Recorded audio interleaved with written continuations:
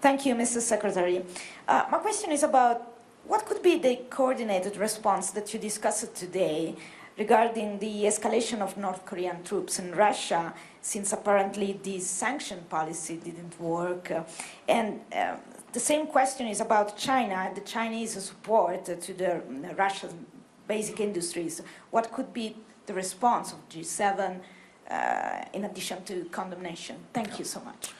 Well, I think we've seen over the last more than 2.5 years now, coordinated and effective sanctions deployed by the G7 countries, by the EU, by other countries concerned, to continue to increase the pressure on Russia and any of those who are aiding and abetting its ongoing aggression against Ukraine. That's the case, for example, with regard to Chinese entities that are supporting Russia's defense industrial base. And you've seen us, but you've also seen Europe sanction many of those entities. With regard to North Korea, we've been working together for some time to increase the pressure on North Korea, including through sanctions.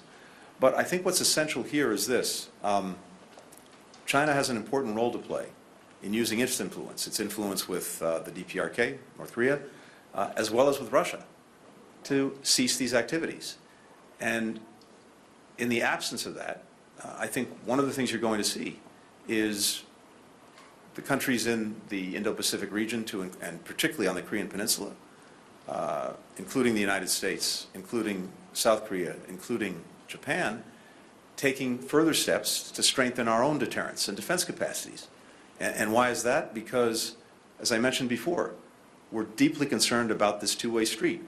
Not only what North Korea is doing for Russia in its aggression against Ukraine, but what Russia is and may do for North Korea in terms of its missile capacity, its nuclear capacity, all of which increases insecurity and instability on the Korean Peninsula, and will cause us to take further steps, building on what we've already done, to strengthen our deterrence and to strengthen our defense.